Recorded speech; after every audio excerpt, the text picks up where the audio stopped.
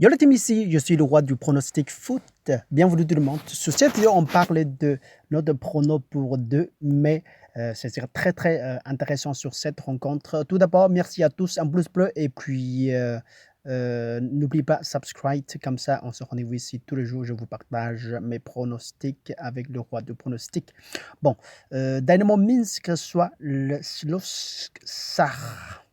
Bon, écoute bien, cette rencontre, c'est vraiment spécial, comme quoi le bookmaker nous donne le favorable, c'est le Minsk.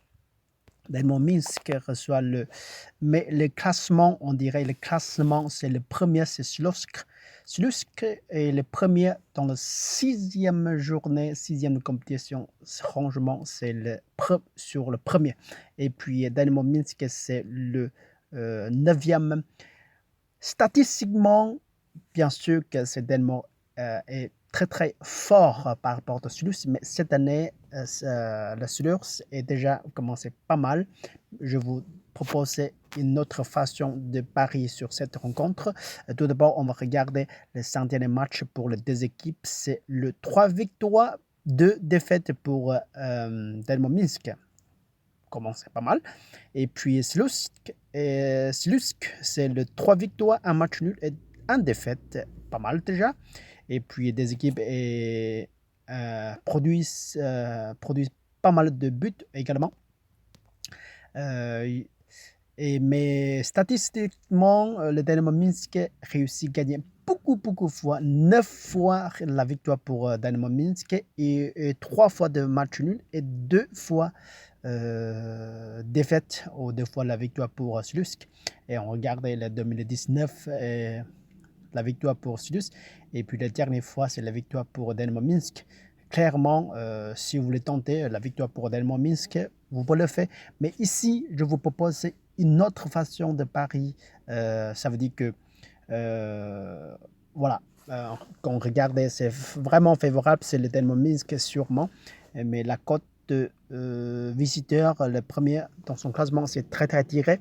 Comme ça, sur l'autre bookmaker, ça donne 1,64 et puis cela c'est 5,35. Alors, quand on regarde ici, ça doit être très facile pour petit but pour Dynamo Minsk, si vous le faites, ou des équipes qui vont marquer aussi. Et puis, mais je vous partage, c'est le double chance. On fait la victoire pour Minsk et la victoire pour Slusk. Qu'est-ce qu'on va faire?